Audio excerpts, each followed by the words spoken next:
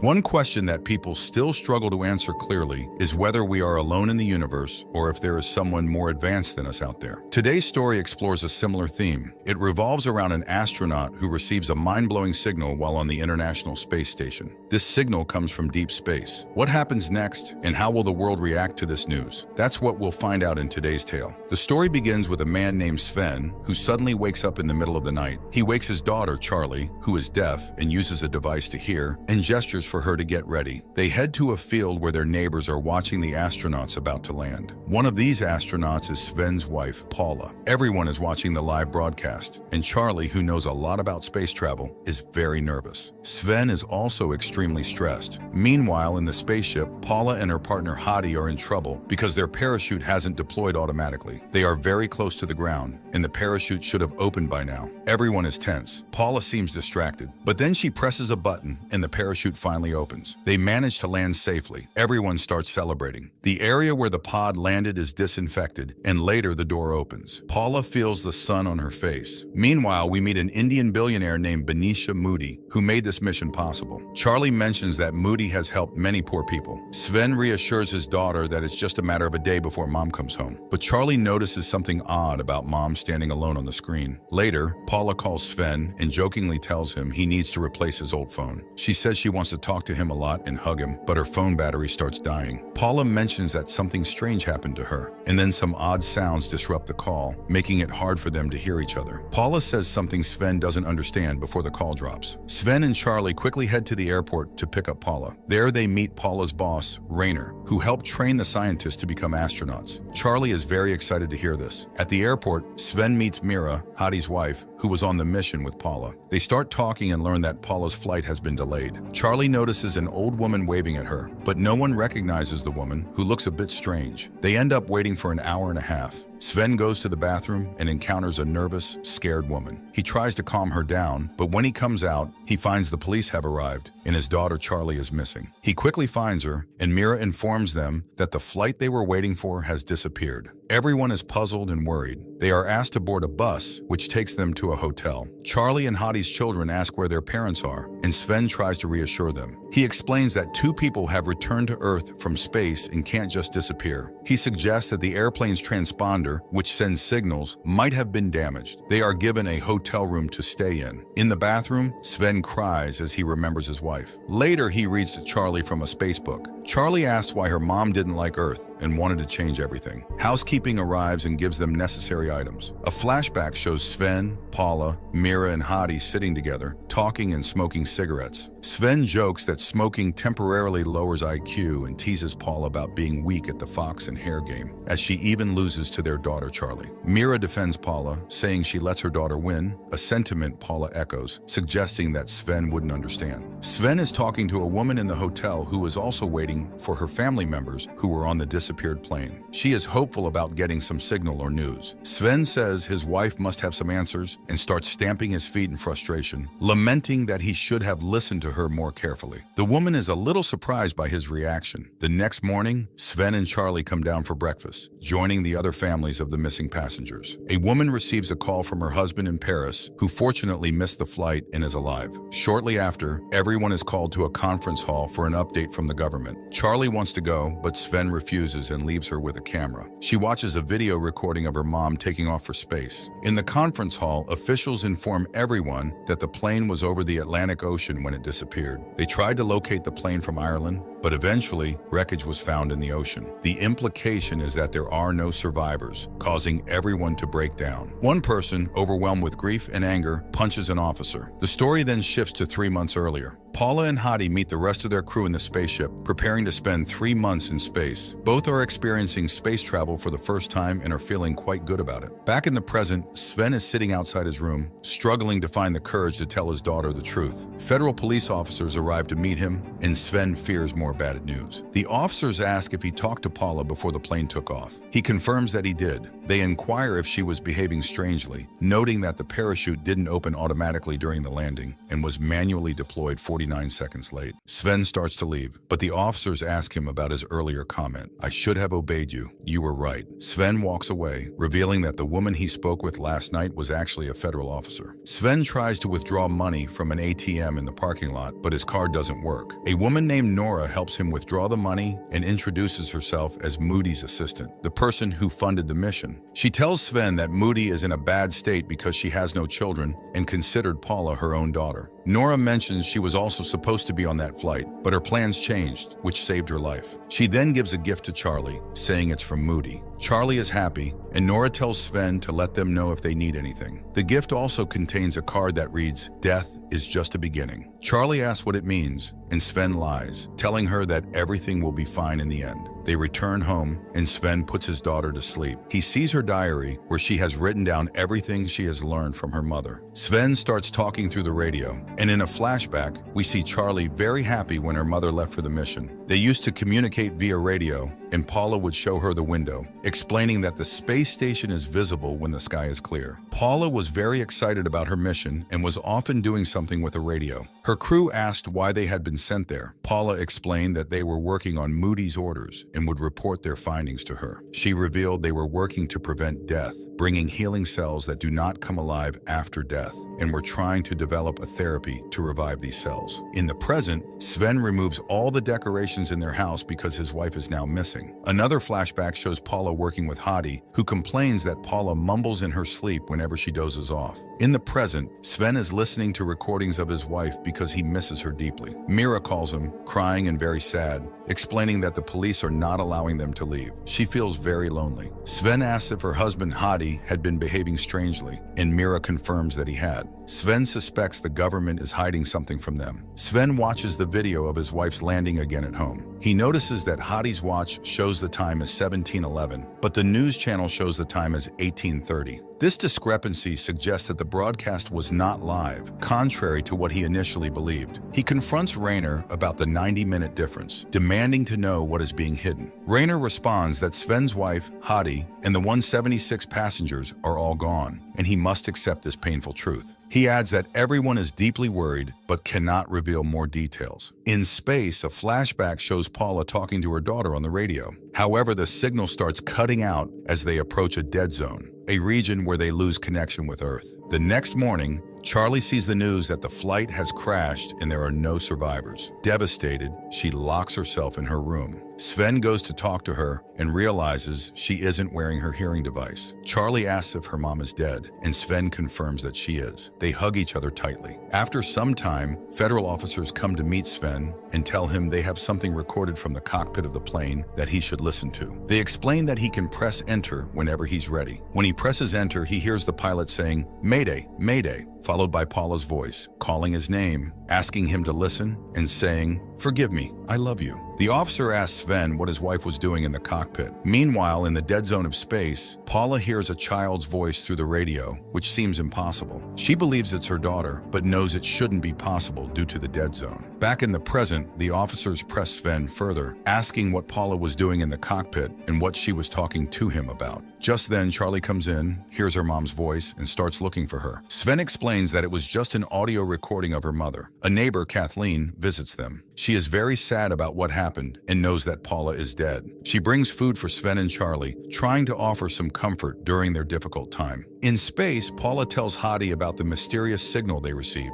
They both find it unbelievable because such signals shouldn't reach their location. They realize the signal is coming from deep space as they see the antenna pointed outward. They deduce it's not a child's voice, but someone imitating human voices. They feel they have something significant in their hands, but Hadi warns against sharing it to avoid losing their jobs. Paula agrees and they decide to search for the signal together, becoming very excited. Paula struggles to sleep due to her excitement. Meanwhile, federal officers are searching Sven's house. Paula's parents also arrive and the officers play the audio recording for them. Paula's mom becomes frightened and refuses to talk. In a flashback during the space mission, Paula and Hadi continue their efforts to locate the signal. Paula notices a mark on her hand but realizes they can't pursue this alone and will need to involve others. After dinner, Charlie insists on not clearing her mother's plate, convinced her mom will return. After Charlie leaves, Paula's mother blames herself for what happened to Paula. Sven talks to Charlie and shares that Paula called him before her flight, urging them not to fight. Charlie is confused because they never fought, and Sven puts her to bed. However, Charlie asks him not to turn off the radio, hoping her mom will call. In a flashback, we see Paula and Sven at an amusement park where Paula suddenly has a panic attack. In space, Paula wakes up to find everyone gathered for a meal as they enter the dead zone again. She decides to confide in them, insisting it remain confidential. Paula reveals they received a signal not from Earth and plays the recording, which has no sound. Hadi dismisses it, suggesting Paula might be experiencing space sickness. He emphasizes the importance of keeping the signal a secret, implying its significance will become clear later. Paula reluctantly agrees to let it go. Meanwhile, Sven meets Mira and expresses concern that his wife may have had a panic attack, similar to the one at the amusement park. He speculates that Paula's condition is more than just a common illness, possibly indicating psychosis. Mira reassures him, suggesting he's worrying unnecessarily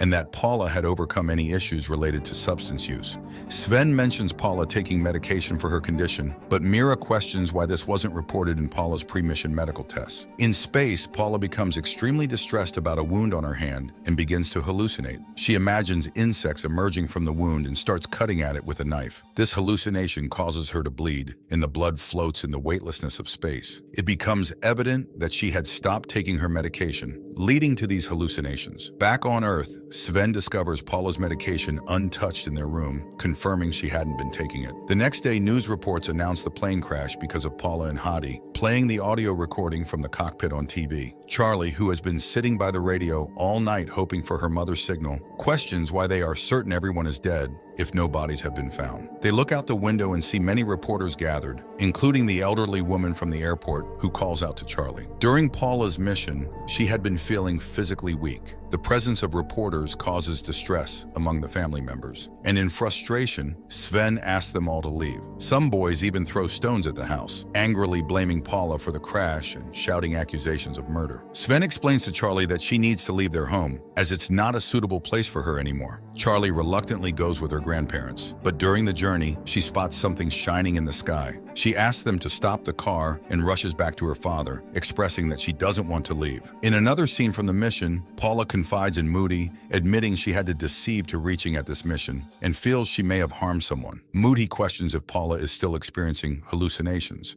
and Paula reassures her that taking medication has helped, though things are still challenging. Talking to Moody brings Paula some comfort. In a subsequent flashback, Paula tells Sven that if authorities obtain her medical records anyhow, they won't allow her to go on the space mission, forcing her to remain at home. Sven doesn't want to lose his wife, but Paula insists that staying home would mean losing herself. She burns her medical report, determined to fulfill her dream of space exploration. Later, Nora arrives at Paula's house and addresses the media, urging families not to lose hope and assuring them of Moody's support. However, a man throws red paint on Moody's face, accusing him of being responsible for the deaths of the plane crash victims and calling him a murderer. Sven swiftly brings Nora inside the house where they sit down to talk. Nora gives Sven a device to stay in touch with her, and he escorts her outside, urging her to leave immediately for safety. On his way back home, the man who had attacked Nora appears and splashes red paint on Sven, cursing him that anyone he loves will be taken away from him. Meanwhile, Charlie screams in fear, and Sven rushes back inside. Charlie reveals she had just spoken to her mom through the radio. Sven is surprised but dismisses it in anger, cutting off the radio connection abruptly. Charlie, upset, exclaims she wishes Sven had died instead of mom. Meanwhile, Ronner calls Sven, expressing his confusion over the unfolding events and suggesting a government cover-up. Sven comes out of the house with Charlie, apologizing to her. A car passes by, and Sven recognizes the man with the red paint, the same one causing trouble outside their home. Later, they visit Mira's place, where Sven leaves Charlie and steps out. During the mission, Paula begins to hallucinate again. When she removes her bandage, she finds something written on it. Meanwhile, Sven goes to meet Rainer, but discovers Rainer's house empty. He searches and finds a top-secret file in the kitchen, which he takes with him. After reading it, Sven realizes that Paula had discovered something significant and was not hallucinating. Sven meets Mira and shares that that Paula and Hadi had uncovered something important. When he returns home, he discovers that Charlie has run away. In space, Paula and Hadi receive another signal. Sven hears commotion outside and finds the same man who was throwing red paint. Believing Charlie might be in the man's car, Sven chases him. He blocks the man's car and demands to know where his daughter is, but the man only laughs. Sven pleads with him,